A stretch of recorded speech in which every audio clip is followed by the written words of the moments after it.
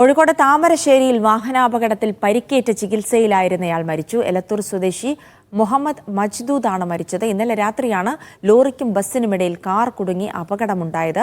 Muhammad മജ്ദൂദാണ് car ഓടിച്ചിരുന്നത്. Faisal നെടുമ്പാലയുണ്ട് വിവരങ്ങൾ നൽകാനായി. ഫൈസൽ, എപ്പോഴാണ് മരണമുണ്ടായത്? ഇന്നലെ എന്താണ് സംഭവിച്ചത്? ഇന്നലെ രാത്രി 10 കൂടിയാണ് ഈ ഒരു അപകടം സംഭവിക്കുന്നത്. താമരശ്ശേരിക്ക് സമീപം ഒക്കുന്നു വളവിലാണ് ഈ ഒരു അപകടം നടക്കുന്നത്. കോഴിക്കോട് നിന്ന് വയനാട്ടിലേക്ക് പോകുന്ന KSRTC ബസ്സും അതുപോലെ വയനാട് ഭാഗത്ത് നിന്ന് വന്ന ലോറിയും, ഈ ലോറിയെ മറികടക്കാൻ കാർ ശ്രമിച്ചതാണ് അപകടത്തിന് കാരണമായത്. ലോറിയെ മറികടക്കുന്നതിനിടെ കാറ് ബസ്സിലിടിക്കുകയായിരുന്നു. ബസ്സിൻ്റെയും ലോറിൻ്റെയും ഇടയിൽ കാർ കുരുങ്ങുന്ന ഒരു സാഹചര്യത്തിലായിരുന്നു ഉണ്ടായിരുന്നത്.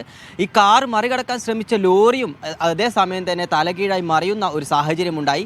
ബസ്സിലുണ്ടായിരുന്ന 49 ജീവനക്കാർ രക്ഷപ്പെട്ടത് തലനാരിഴക്കാണ്. അത്ഭുതം കൊണ്ട് മാത്രമാണ് ഇന്നലെ ആ ഒരു വലിയൊരു അപകടം ഒഴിവായി കിട്ടിയത്. ഈ ഇടിച്ച ആഘാതത്തിൽ തന്നെ ബസ് ഡ്രൈവർ റോഡിലേക്ക് തെറിച്ച് വീണു. പിന്നീട് വീണ്ടും ഈ ഡ്രൈവർ ബസ്സിലേക്ക് ഓടിക്കയറി ഹാൻഡ് ബ്രേക്ക് ഇട്ട് പെട്ടെന്ന് ബ്രേക്ക് ചവിട്ടിയതിനാലാണ് വലിയൊരു ദുരന്തം ഒഴിവായി കിട്ടിയത്. ഈ കാറിലുണ്ടായിരുന്ന 3 പേരും ബസ്സിലുണ്ടായിരുന്ന 9 പേർക്കും ഇന്നലെ തന്നെ പരിക്കേറ്റിരുന്നു. ഇതിൽ 9 പേരെ താമരശ്ശേരി താലൂക്ക് ആശുപത്രിയിൽ പ്രവേശിപ്പിച്ചു. 3 പേരെ കോഴിക്കോട് മെഡിക്കൽ കോളേജിലും പ്രവേശിപ്പിച്ചു.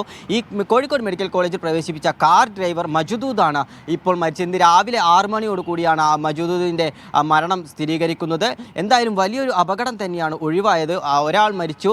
എന്നിരുന്നാലും ബസ്സിലുണ്ടായിരുന്ന 49 പേരുടെ ജീവൻ രക്ഷിക്കാനായി എന്നത് ആശ്വാസകരമായ ഒരു വാർത്തയാണ്. ജിൽസി, ഫൈസൽ, ഈ ലോറിയിലുണ്ടായിരുന്ന ആർക്കെങ്കിലും പരിക്കേറ്റിട്ടുണ്ടോ?